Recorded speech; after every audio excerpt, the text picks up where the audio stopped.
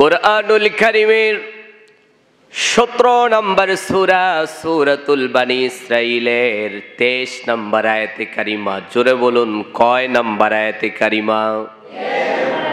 আল্লাহ তাআলা বলছেন, ওয়াকাদা রাব্বুকা আল্লা তা'বুদু ইল্লা ইয়্যাহু ওয়া বিল ওয়ালিদাইনি ইহসানা। জোরে বলুন আল্লাহু আকবার। আল্লাহ তাআলা বলেন, ওয়াকাদা, তোমাদের রব, তোমাদের প্রভু, তোমাদের আল্লাহ তোমাদেরকে আদেশ করছেন, আল্লাহ তা'বুদু ইল্লা ইয়্যা, একমাত্র রবের গোলামি করতে হবে। কার গোলামি করতে হবে? আল্লাহ তাআলা বলেন, বান্দা, একমাত্র আমি আল্লাহ রব্বুল আলামিনের ইবাদত করো। আমরা আল্লাহ রব্বুল আলামিনকে জিজ্ঞাসা করলাম, ও আল্লাহ, আপনি আমাদেরকে কি ইবাদতের জন্য পাঠায় দিয়েছেন? ও আল্লাহ, আপনি বলেন আমাদেরকে দুনিয়ার জমিনে আমাদেরকে কিসের জন্য সৃষ্টি করেছেন? ইবাদতের জন্য নাকি?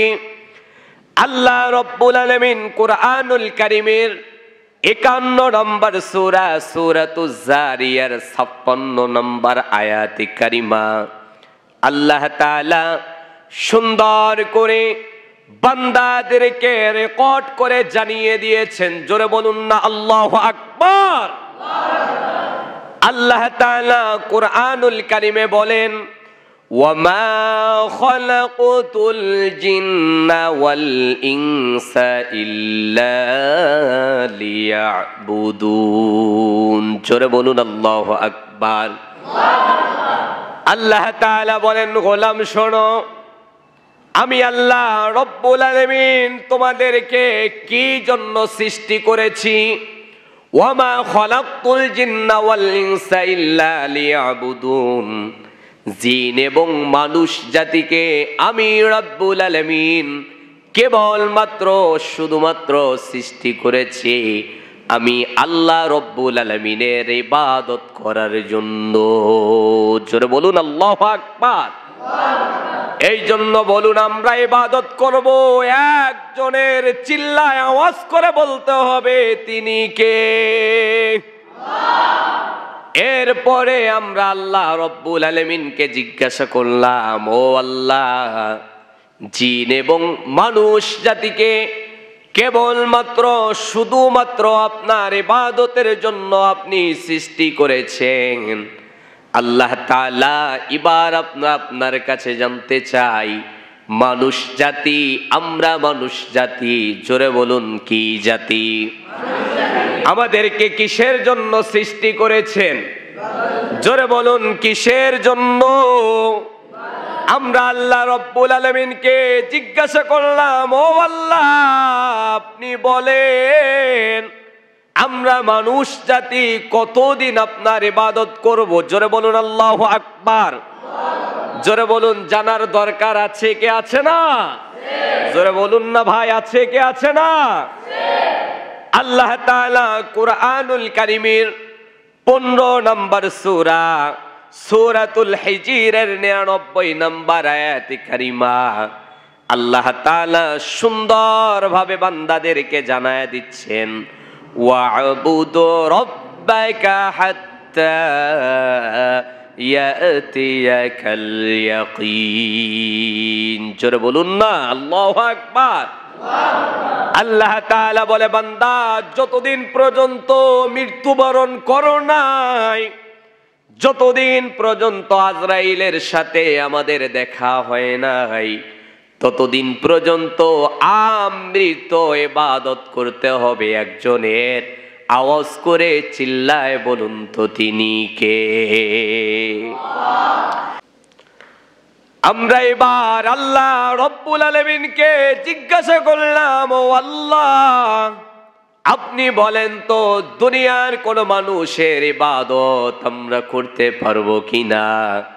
আল্লাহ তাআলা বলেন, ও গোলাম, কুরআনুল কারীমের 4 নম্বর সূরা। জোরে বলুন কয় নম্বর সূরা? 4 নম্বর সূরা। সূরার নাম হচ্ছে সূরাতুন নিসা। কি সূরার নাম কি? সূরাতুন নিসা। আয়াতে কারিমা 36। কয় নম্বর আয়াতে কারিমা?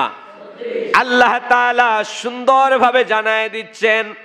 আল্লাহ তাআলা বলেন ওয়াবুদুল্লাহা ওয়ালা তুশরিকু বিহি শাইআ।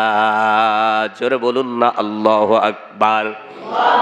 আল্লাহ তাআলা বলেন ও গোলাম, তোমার রবের ইবাদত ব্যতীত কোন মানুষের ইবাদত করো না। যদি রবের ইবাদত ব্যতীত অন্য কোন মানুষের ইবাদত করতে যাও, শিরিক হয়ে যাবে। জোরে বলুন কি হয়ে যাবে? আর বান্দা, তোমার রবের ইবাদত করতে গিয়ে যদি কোনো শিরিক করে ফেলো, আল্লাহ রব্বুল আলামিন শিরিক গুনার কারণে তোমার সমস্ত ইবাদত গুলো যিনি ধ্বংস করে দিতে পারেন তিনি কে? তাহলে বলছিলাম ওয়াকাদা রাব্বুকা আল্লা তা'বুদু ইল্লা ইয়াহু ওয়া বিল ওয়ালিদাইনি ইহসানা। জোরে বলুন আল্লাহু আকবার। ওয়াকাদা রাব্বুক, তোমাদের রব তোমাদেরকে আদেশ করছেন আল্লাহ তা'বুদু ইল্লা ইয়া। কার ইবাদতের জন্য? জোরে বলুন কার ইবাদতের জন্য? এরপরে রব্বুল আলামিন আয়াতের মাঝখানে আমাদেরকে জানায় দেন ওয়া বিল ওয়ালিদাইনি ইহসানা। গোলাম, আমি আল্লাহর ইবাদতের পরে তোমরা মা বাবার খিদমতের মধ্যে লিপ্ত হয়ে যাও। কথা মোল্লার নাকি আল্লাহর? জোরে বলুন কথা মোল্লার নাকি আল্লাহর? আমরা বললাম আল্লাহ। আমরা যদি পিতামাতার খিদমত করে পিতামাতাকে খুশি করতে পারি, রব্বুল আলামিন জানায় দেয় গোলাম শোনো, পিতামাতা যদি তোমার খিদমত পাওয়ার পর সন্তুষ্টিত হয়ে যায়, পিতামাতার খুশি এবং সন্তুষ্টর কারণে আমি রব্বুল আলামিন তোমার জন্য যথেষ্ট হয়ে যাই। সুবহানাল্লাহ পড়েন। তিরমিজি শরীফের একটি হাদিসে কারিমা আপনাদেরকে শোনায়া দেই। আনা আব্দুল্লাহ ইবনে উমর রাদিয়াল্লাহু আনহুমা আন্নান নাবিয়্যু সাল্লাল্লাহু আলাইহি ওয়াসাল্লাম قال। হযরত আব্দুল্লাহ ইবনে উমর রাদিয়াল্লাহু তাআলা আনহু বর্ণনা করেছেন, আল্লাহর হাবিব সরকারে দো আলম মুহাম্মদুর রাসূলুল্লাহ বলেছেন, রিদাল রব্বি ফি রিদাল ওয়ালিদ ওয়া সাখাতার রব্বি ফি সাখাতিল ওয়ালিদ। পিতামাতার সন্তুষ্টিতে যিনি সন্তুষ্টিত হয়ে যান, জোরে আওয়াজ করে বলুন তিনি কে? ওয়া সাখাতার রব্বি ফি সাখাতিল ওয়ালিদ। পিতামাতার অসন্তুষ্টিতে যিনি অসন্তুষ্ট বান্দার প্রতি হয়ে যান, জোরে আওয়াজ করে বলুন না তিনি কে? এই জন্য বলুন, প্রথম আমরা ইবাদত করব একজনের, চিল্লায় আওয়াজ করে বলুন তো তিনি কে? আল্লাহ রব্বুল আলামিনের ইবাদত পরে মা বাবার খিদমত করতে হবে। কথা মোল্লার নাকি আল্লাহ? সম্মানিত বন্ধুগণ, গভীর মনোযোগ। আল্লাহ রব্বুল আলামিন পিতামাতার যদি আপনি সন্তুষ্ট করতে পারেন, আল্লাহ রব্বুল আলামিন আপনার উপর কেমন ভাবে সন্তুষ্টিত হয়ে যায়। হযরত বাইজিদ বুস্তামি রহিমাহুল্লাহর কথা মনে পড়ে গেল। হযরত বাইজিদ বুস্তামির মা অসুস্থ। এই বাইজিদ বুস্তামি রহিমাহুল্লাহকে তার মা বলেছে, বাইজিদ যাও যাও আমার জন্য পানি নিয়ে আসো। হযরতে বাইজিদ বুস্তামি পানি আনার জন্য তালাশ করতে লাগলেন। টিবলে চলে গেলেন, পানি পেলেন না। হযরতে বাইজিদ অনেক খোঁজাখুঁজির পর পানি যখন না পেলেন, হযরত বাইজিদ বুস্তামি রাহিমাহুল্লাহ সাগর পানে ছুটে গেলেন পানি আনার জন্য। আল্লাহু আকবার। হযরত বাইজিদ বুস্তামি রাহমাতুল্লাহি আলাইহি যখন পানি আনার জন্য ছুটে গেলেন, হযরত বাইজিদ পানি নিয়ে এসে দেখেন মা গভীর রজনীতে ঘুমায়া গিয়েছে। মা ঘুমন্ত অবস্থায় ঘুমিয়ে গিয়েছে। হযরত বাইজিদ বুস্তামি মনে মনে ভাবলেন, আহারে মা পানি আনতে বলেছে, পানি খুঁজতে খুঁজতে বাহির করে পানির তালাশ পেয়েছি, এখন তো দেখি মা ঘুমিয়ে পড়েছে। হযরত বাইজিদ বুস্তামি চিন্তা ভাবনা করলো, মাকে ডাক দিব, মায়ের আরামের ঘুম হয়তো হারাম হয়ে যাবে। না না, আমি মাকে ডাক দিব না, মায়ের সুতরাং আরামের ঘুমকে আমি হারাম করব না। বাইজিদ বুস্তামি পানির পাতিলটা হাতে নিয়ে মায়ের শিয়রে দাঁড়িয়ে আছেন। মা যখন ঘুম থেকে জাগ্রত হবেন, বাইজিদ বুস্তামি মাকে পানি পান করায় দিবেন। জোরে বলুন আল্লাহু আকবার। এমন ছেলে বর্তমান সমাজে কম পাওয়া যায় নাকি বেশি পাওয়া যায়? জোরে বলুন, কম না বেশি? যুবক ভাইয়েরা ভালো করে লক্ষ্য করুন, তোমাদেরকেই বলছি। হযরত বাইজিদ বুস্তামি মায়ের শিয়রে বসে পানির পাতিল হাতে ধরে হযরত বাইজিদ বুস্তামি দাঁড়িয়ে আছেন। এইদিকে গভীর রজনীতে তাহাজ্জুদের সময় মায়ের ঘুম ভেঙে গিয়েছে। মা দেখতে পেলেন আদরের সন্তান হযরত বাইজিদ তার হাতের মধ্যে পাতিল দাঁড়িয়ে আছে। কি ব্যাপার বাইজিদ? এ সন্তান, কলিজার টুকরা, তুমি রাত্রে ঘুমাও নাই? হযরত বাইজিদ বুস্তামি বলতে লাগলেন, মা পানি আনতে বলেছো, পানি আনতে আমি গিয়েছিলাম, পানি আনতে গিয়ে দেখি পানি নাই, তল্লাশি করলাম, তালাশ করতে করতে পানি খুঁজে পেলাম, পানি নিয়ে এসে দেখি মা তুমি ঘুমায়া পড়েছো। আমি ভাবলাম মাকে যদি ডাক দেই মায়ের আরামের ঘুমটা হারাম হয়ে যাবে। ও মা, এই জন্য তোমারে আমি ডাকি নাই। হযরত বাইজিদ তার মাকে হাতের পাতিলের দ্বারায় পানিগুলো খাইয়া দিয়ে বাইজিদ বুস্তামি দাঁড়িয়ে আছেন। হযরত বাইজিদ বুস্তামির মা পানি পান করার পর দুহাত তুলে আল্লাহ রব্বুল আলামিনের কাছে দোয়া করলেন, ও আল্লাহ, যে সন্তানটা আমারে এত ভালোবাসে, ও আল্লাহ, পানি আনতে বলেছি, যেই সন্তানটা সাগর পানে ছুটে গিয়ে আমার জন্য পানি নিয়ে এসেছে, রব্বুল আলামিন, আমি আমার সন্তানের প্রতি খুশি হয়ে গেলাম। তাদের ব্যবহার এবং তার যে করুণ আচরণগুলো দেখে আমি মুগ্ধ হয়েছি। আমার বাইজিদের জন্য তুমি আল্লাহ খুশি হয়ে যাও। জোরে বলুন আল্লাহু আকবার। সেদিন বাইজিদ বুস্তামি তার মা আল্লাহ রব্বুল আলামিনের কাছে দোয়া করেছে, আল্লাহ তাআলা হযরত বাইজিদ বুস্তামি আমার সন্তানকে জগৎ বিখ্যাত হিসাবে কবুল করে নাও। ও মুসলমান, আজও আপনাদের কাছে জানতে চাই, মায়ের দোয়া চমৎকার ভাবে যিনি কবুল করে নিয়ে সারা বিশ্বে বাইজিদ বুস্তামির আলোড়ন যিনি সৃষ্টি করে তার কিতাবাধিকার এখন পর্যন্ত আমরা পড়তেছি, এই মুজিজা যিনি দান করেছেন, জোরে আওয়াজ করে বলুন না তিনি কে? এই জন্য যুবক তোমাদেরকে বলছি, মা বাবার সাথে ভালো আচরণ করার দরকার আছে কি আছে না? এই জন্য বলি, মা যদি তোমার প্রতি অসন্তুষ্টিত হয়ে যায়, ও যুবক, ঘটনা মনে পড়ে গেল, বলবো? জোরে বলুন, বলবো?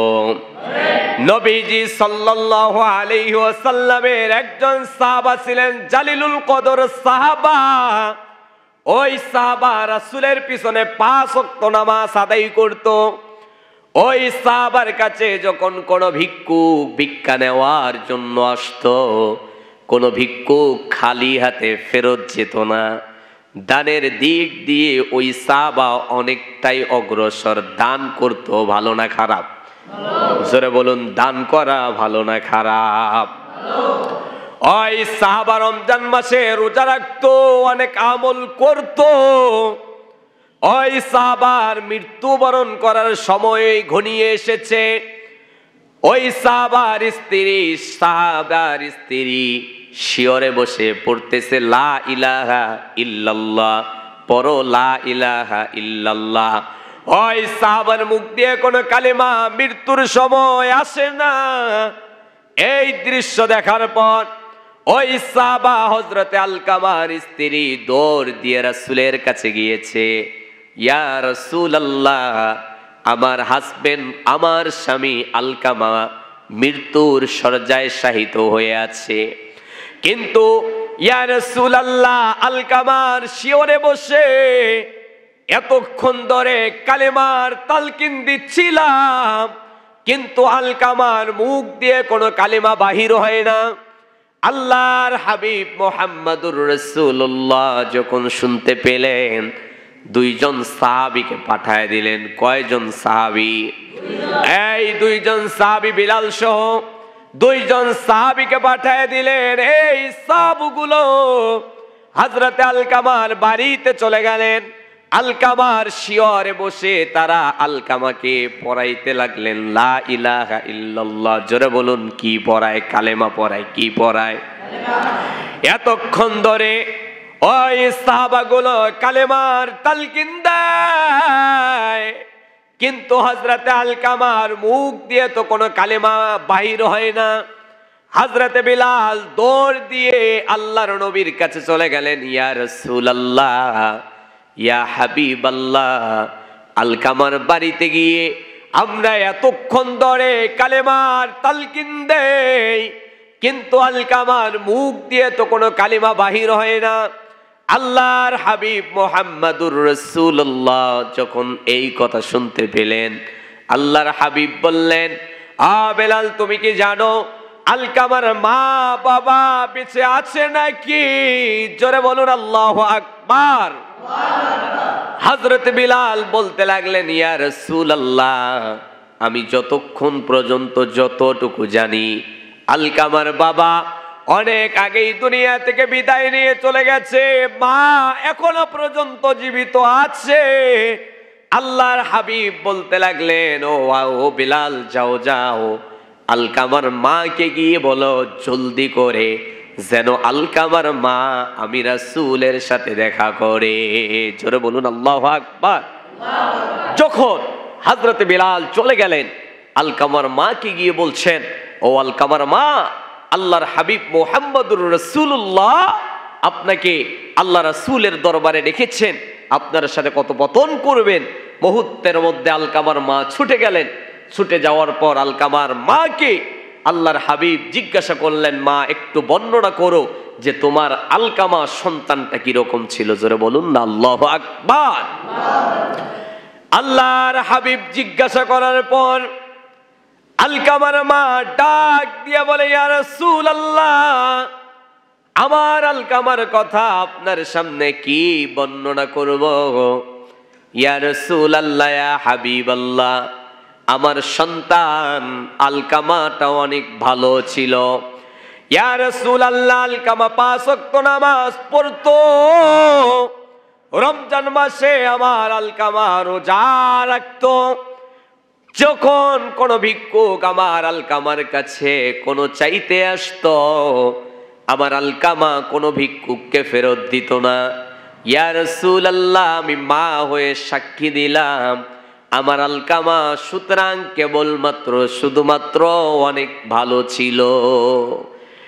এই কথা মায়ের মুখ দিয়ে শোনার সাথে সাথে আল্লাহর হাবিব মুহাম্মদুর রাসূলুল্লাহ জিজ্ঞাসা করলেন, ও আলকামার মা, বলো বলো তোমার সন্তান আলকামা তোমার সাথে কি ব্যবহার করতো? জোরে বলুন আল্লাহু আকবার। যখন আল্লাহর হাবিব মুহাম্মদুর রাসূলুল্লাহ জিজ্ঞাসা করেছে, আলকামার মা বলতে শুরু করেছে, ইয়া রাসূলুল্লাহ, যখন থেকে আলকামা বিয়ে করেছে তখন থেকে আলকামা আমার একটা কথাও শোনে নাই। ইয়া রাসূলুল্লাহ, বউয়ের বুদ্ধি নিত, বউয়ের কথা সুতরাং শুনতো। ইয়া রাসূলুল্লাহ, আমার সন্তানটা আমারে ধমক মেরে কথা বলতো। এই কথা রাসূল শোনার সাথে সাথে মাকে ডাক দিয়ে বলে, মা গো, তুমি তোমার সন্তান আলকামারে মাফ করে দাও। জোরে বলুন আল্লাহু আকবার। মা রাগান্বিত হয়ে গেলেন। ইয়া রাসূলুল্লাহ, ইয়া হাবিবাল্লাহ, ও নবীজি, আপনি যাই বলেন না কেন আমি আমার সন্তানটারে মাফ করব না। আল্লাহর হাবিব জিজ্ঞাসা করলেন, ও মা, তুমি তোমার সন্তানটারে মাফ করে দাও। মা আবার রাগান্বিত হয়ে গেলেন। আল্লাহর হাবিব লাস্ট পর্যন্ত মারে বললেন, তুমি তোমার সন্তানটারে মাফ করে দাও। মা বলতে লাগলেন, না ইয়া রাসূলুল্লাহ, আমি আমার সন্তানটারে মাফ করতে পারবো না। আল্লাহর হাবিব বলতে লাগলেন, ও সাহাবারা, আর দেরি করো না, কতগুলো লাকড়ি একত্রিত করো, আলকামারে বাড়ি থেকে নিয়ে আসো, লাকড়িতে পেট্রোল দিয়ে আগুন জ্বালাও, ওই আলকামারে অগ্নিকুণ্ডের মধ্যে নিক্ষেপ করো, আলকামাকে অগ্নির মধ্যে জ্বালিয়ে দাও, পুড়িয়ে দাও।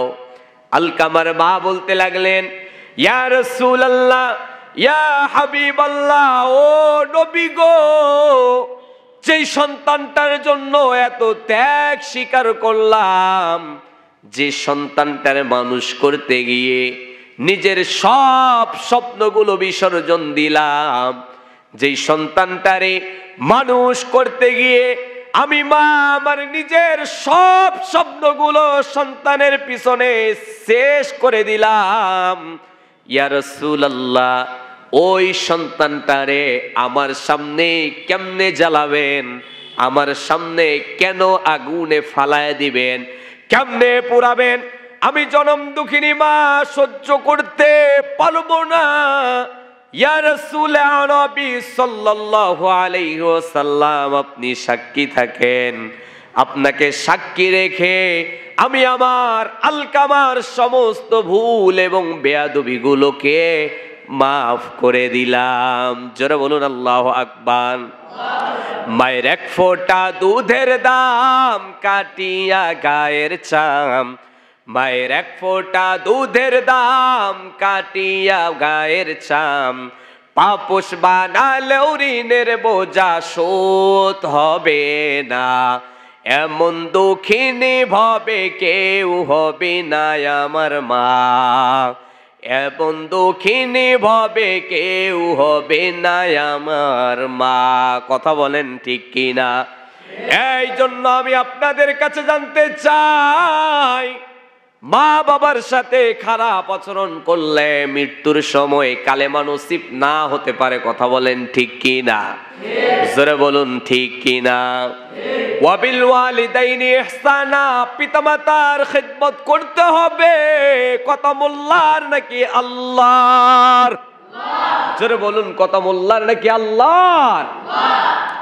এই জন্য আমি আপনাদের সকলকে উদাত্ত আহ্বান করব, যুবক তরুণ ভাইয়েরা, আজ এলাকায় বিভিন্ন মহল্লায় মাহফিল করতে গেলে অনেক মুরব্বী বাজানরা এসে বলে, হুজুর আমার সন্তানটার জন্য একটু নসিহা করবেন, হুজুর পিতামাতাকে নিয়ে খেদমত করবেন। এরে যুবক, ওই যে পিতামাতার দোয়া পেয়েছে বাইজিদ বুস্তামি রহমাতুল্লাহি আলাইহি, পৃথিবীর মধ্যে ধন্য হয়েছে, তার কিতাব আজও মানুষ পড়ে কি পড়ে না?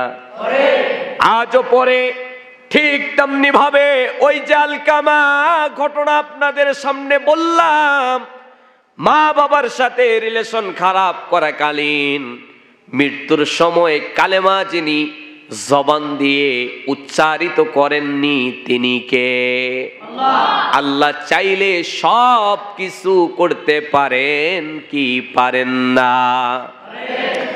আল্লাহর হাবিব মুহাম্মদুর রাসূলুল্লাহ মায়ের মুখ দিয়ে এত চমৎকার দোয়া শুনে আল্লাহর হাবিব হযরতে বিলালকে পাঠায় দিলেন, যাও বিলাল যাও, গিয়ে দেখো হযরতে আলকামার কি অবস্থা।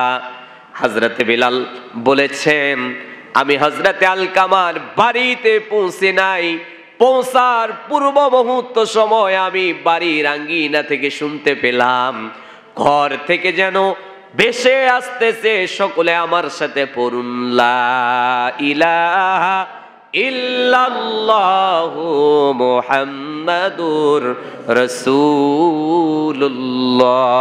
যারা বলুন সাল্লাল্লাহু। এই জন্য প্রতিটা ওয়াবিল ওয়ালিদাইনি ইহসানা,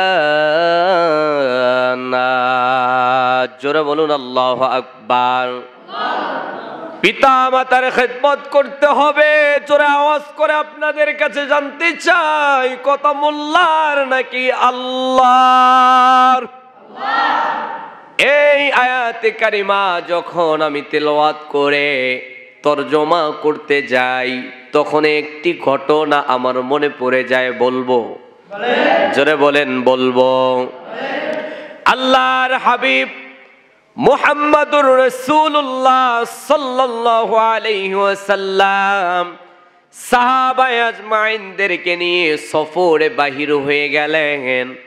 হঠাৎ করে আল্লাহর নবী সাহাবীদেরকে নিয়ে সামনে দাঁড়িয়ে গেলেন। আল্লাহর হাবিব দাঁড়িয়ে গিয়ে সাহাবীদেরকে লক্ষ্য করে বললেন, ও সাহাবারা, তোমরা কি কোনো বিকট বড় আওয়াজ শুনতে পাচ্ছ কি না? সাহাবীরা বলতে লাগলেন, জি না ইয়া রাসূলুল্লাহ, আমরা শুনতে পাই না। আল্লাহর হাবিব আবার সামনে অগ্রসর হয়ে গেলেন। আবার রাসূল দাঁড়ালেন, সাহাবীদেরকে জিজ্ঞাসা করলেন, ও সাহাবারা, তোমরা কি কোনো আওয়াজ শুনতে পাচ্ছ কিনা? সাহাবারা বলতে লাগলেন, ইয়া রাসূলুল্লাহ, না, আমরা শুনতে পাচ্ছি না। আল্লাহর হাবিব রাস্তা পরিবর্তন করে অন্য রাস্তায় চলে গেলেন। আল্লাহর হাবিব গিয়ে দেখতে পেলেন, আহারে, একটি কবরের সামনে কিছু সংখ্যক যুবক দাঁড়িয়ে দুহাত তুলে আল্লাহ রব্বুল আলামিনের কাছে দোয়া করছে। ইমাম সাহেব দোয়া করছে, আর প্রতিটা দাঁড়িয়ে থাকা যুবকগুলো আমিন আমিন পড়ছে। আল্লাহর হাবিব মুহাম্মাদুর রাসূলুল্লাহ ওই যুবকদের সামনে চলে গেলেন। যুবকদের সামনে চলে গিয়ে আল্লাহর হাবিব জিজ্ঞাসা করতে লাগলেন, ও যুবকরা, বলল, তোমরা এখানে কার জন্য দোয়া করছো? যুবকেরা বলো, আর এত বড় বিকট আওয়াজ কোথা থেকে আসতেছে? যুবকেরা বলো। ওই দাঁড়িয়ে থাকা যুবকেরা বলতে লাগলেন, ইয়া রাসূলুল্লাহ, যে যুবকের জন্য আমরা দোয়া করেছি, ইয়া রাসূলুল্লাহ, কয়েকদিন হলো এই যুবক দুনিয়া থেকে বিদায় নিয়ে চলে গেছে। ইয়া রাসূলুল্লাহ, তাকে কাফন দাফন সম্পন্ন করার পর ওই কবর থেকে সেদিন থেকে আওয়াজ আসে, কে আছো বাঁচাও, কে আছো আমাদের বাঁচাও। ইয়া রাসূলুল্লাহ, ইয়া হাবিবাল্লাহ, ও হাবিব আমার, অনেক বড় বড় বিকট আওয়াজ এই কবর থেকে আমরা শুনতে পাই, যা আমাদের কলিজার মধ্যেও ভয় ধরে গেছে। ইয়া রাসূলুল্লাহ, সুতরাং আমরা যুবক তরুণ একত্রিত হয়ে ওই যুবকের রুহের মাগফিরাত এবং তার দোয়া অনুষ্ঠিত করেছি। আল্লাহর হাবিব শুনতে পাওয়ার পর ওই দাঁড়িয়ে থাকা যুবকদেরকে বললেন, আর যুবক আমার বলো, যেই যুবক দুনিয়া থেকে বিদায় নিয়ে চলে গেছে, তার মা বাবা দুনিয়াতে বেঁচে আছে কিনা? জোরে বলুন আল্লাহু আকবার। আর জোরে বলুন আল্লাহু আকবার। ওই দাঁড়িয়ে থাকা যুবকেরা বলতে লাগলেন, ইয়া রাসূলুল্লাহ, তার জনম দুঃখিনী মা বেঁচে আছে, তার জনম দুঃখিনী বাবা দুনিয়া থেকে বিদায় নিয়ে চলে গেছে।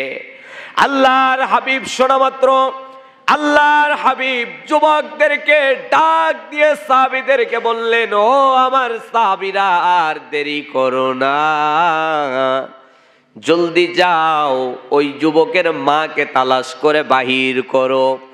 আল্লাহর হাবিবের কথা শুনে সাহাবীরা জলদি গেলেন, তালাশ করতে বাহির হলেন, আর যুবকের মাকে খুঁজে পেলেন। ওই দাঁড়িয়ে থাকা যুবকের মাকে ডাক দিয়ে বলে, মা গো, আল্লাহ রাসূল আপনাকে আপনার সন্তানের কবরের সামনে যেতে বলেছে। জনম দুঃখিনী মা এই কথা শোনার সাথে সাথে আল্লাহর হাবিব মুহাম্মদুর রাসূলুল্লাহ সাল্লাল্লাহু আলাইহি ওয়াসাল্লামের এটাকে সাড়া দিয়ে ওই মায়ের সন্তান যুবকের কবরের সামনে চলে গেছেন। আল্লাহর হাবিব মুহাম্মদুর রাসূলুল্লাহ মাকে দেখতে পেয়ে জনম দুঃখিনী মাকে ডাক দিয়া বলে, ও মা, তোমার সন্তানটা কেমন ছিল একটু বর্ণনা করো। আল্লাহু আকবার। এই কথা বলার সাথে সাথে জনম দুঃখিনী মায়ের চোখ দিয়ে আর কোনো কথা বাহির হয় না। জনম দুঃখিনী মা এই কথা শোনার সাথে সাথে চোখ দিয়ে কান্না শুরু করেছে, হাউমাউ করে কান্না শুরু করেছে। জনম দুঃখিনী মায়ের চোখ দিয়ে পানিগুলো গড়গড়ায়া দুনিয়ার জমিনে পড়ে। আল্লাহর হাবিবের কথা শুনে জনম দুঃখিনী মা কোনো বর্ণনা করে না। আবার রাসূল বললেন, ও মা, বলো বলো, তোমার সন্তানটা কেমন ছিল একটু বর্ণনা করো। ও মা, একটু বর্ণনা করো। জনম দুঃখিনী মা কোনো বর্ণনা করে না।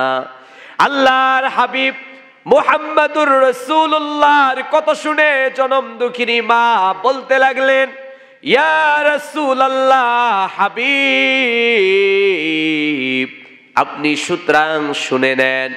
ও হাবিব আমার সন্তানটার একদিনের নির্যাতনের কথা যদি আপনারে জানায় দেই, ও হাবিব আমার, আপনার শুনলে আপনি সহ্য করতে পারবেন না। আল্লাহর হাবিবকে জনম দুঃখিনী মা ডাক দিয়া বলে, ইয়া রাসূলুল্লাহ, আমার সন্তানটা নেশা করতো, নেশা পান করতো। ইয়া রাসূলুল্লাহ, নেশা করে বাড়িতে ফিরে এসেছে, আমারে ডেকে টাকা আমার কাছ থেকে চেয়েছে, টাকা না দিতে পারায় আমার সন্তানটার হাতে ছিল একটা মোহর, ওই মোহরটা দিয়ে আমার মাথায় এমন জোরে বাড়ি মেরেছে, আমার মাথা দ্বিখণ্ডিত হয়েছে, ফিঙ্কি দিয়ে রক্তগুলো জমিনে পড়েছে। ইয়া রাসূলুল্লাহ, সন্তানটা তখন পর্যন্ত বলেছিল, এই বুড়িটা যদি দুনিয়া থেকে বিদায় নিয়ে চলে যায় তাহলে আমার ভালো হবে। ইয়া রাসূলুল্লাহ, পাশের বাড়ির থেকে কিছু সংখ্যক মানুষ এসে আমারে উঠায় নিয়ে চিকিৎসা করেছে, আমারে দেখতে পর্যন্ত আমার সন্তানটা যায় নাই। ইয়া রাসূলুল্লাহ, আমি আল্লাহ রব্বুল আলামিনকে ডাক দিয়ে বলেছি, মালিক আমার, যেই সন্তানটা আমারে এত নির্যাতন করলো, যেই সন্তানটা আমারে এত কষ্ট দিল, ও মালিক আমার, এই সন্তানটারে দুনিয়ায় কষ্ট দিও না, কারণ দুনিয়ায় কষ্ট দিলে আমি মা সহ্য করতে পারবো না। এই সন্তানটারে কবরে আযাব দিও, কিয়ামতে আযাব দিও। আল্লাহ রাসূল বলেন, মায়ের দোয়া তাই তো রব্বুল আলামিন চমৎকার ভাবে কবুল করে সন্তানটারে দুনিয়ায় কোনো আযাব দেয় নাই, কবরে দাউ দাউ করে আযাবে লিপ্ত করেছে। আল্লাহর হাবিব জনম দুঃখিনী মায়ের কথা শুনলেন, অঝরে কান্না করলেন। রাসূলের চোখ দিয়ে পানিগুলো বেয়ে বেয়ে দাড়িগুলো ভিজে স্বেত হয়ে গিয়েছে। আল্লাহর হাবিব মাকে জিজ্ঞাসা করলেন, আবার ডাকলেন, ও মা, তুমি তোমার সন্তানটারে মাফ করে দাও। আল্লাহর হাবিবের এই কথা শুনে মা রাগান্বিত হয়ে গেলেন, না ইয়া রাসূলুল্লাহ, আমি আমার সন্তানটারে মাফ করব না।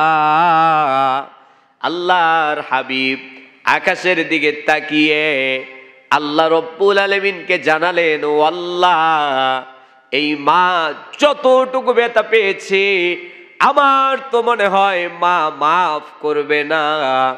সন্তানের কবরে কি আযাব দিচ্ছ ও রব, ওই আযাবগুলো মাটিটা কবরের সরায়া সন্তানের কবরে কি আযাব দিচ্ছ একটু মারে দেখায়া দাও।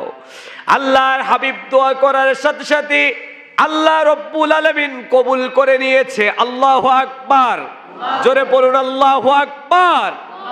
আল্লাহর হাবিবের দোয়া আল্লাহ রব্বুল আলামিন কবুল করে নিয়ে কবর থেকে মাটিটা সরায়া দেওয়া হয়েছে। মাকে সামনে দাঁড় করায় দেওয়া হয়েছে। মা দেখতে পেয়েছে, না হারে, এই সন্তানটারে এত আদর করতাম, আদর করে আমি আমার সন্তানটার কপালের মধ্যে চুমু দিতাম। মা মনে মনে ভাবতেছে, আহারে, সন্তানটারে আদর করে সন্তানটার গালে চুমু দিতাম, আহারে সন্তানটার আদর করে সন্তানটারে বুকের ভিতরে ধরায়ে, বুকের ভিতরে জড়ায়ে সন্তানের ঠোঁটে আমি মা ঠোঁট লাগাই আদর করতাম। আরে দেখি তো আল্লাহ রব্বুল আলামিন আমার সন্তানটারে এত আযাব দিচ্ছে, জাহান্নামের সাপগুলো আমার সন্তানটার শরীরে দংশন করে, আরে জাহান্নামের সাপগুলো আমার সন্তানের মুখের মধ্যে আঘাত করে, আরে এই কবরে এত আযাব রব্বুল আলামিন চাইলে দিতে পারে, আমার কোনো জানা ছিল না। ইয়া রাসূলুল্লাহ, কবরে এত আযাব হয়, আমি মা জানলে সন্তানটারে আমি অভিশাপ দিতাম না, সন্তানটার আযাবের কথা রব্বুল আলামিনকে বলতাম না। ইয়া রাসূলুল্লাহ, আর দেরি করতে চাই না, আমার কলিজার সন্তানটারে এত আযাব দেওয়া হচ্ছে। ইয়া রাসূলুল্লাহ, ও নবী, আপনি সাক্ষী থাকেন, আপনারে সাক্ষী রেখে আমি আমার সন্তানের সমস্ত ভুল বেয়াদবিগুলো মাফ করে দিলাম। জোরে বলুন আল্লাহু আকবার। আল্লাহর হাবিব মায়ের এত সুন্দর চমৎকার দোয়া শোনার পর আকাশের দিকে ফাল ফাল করে হাসে।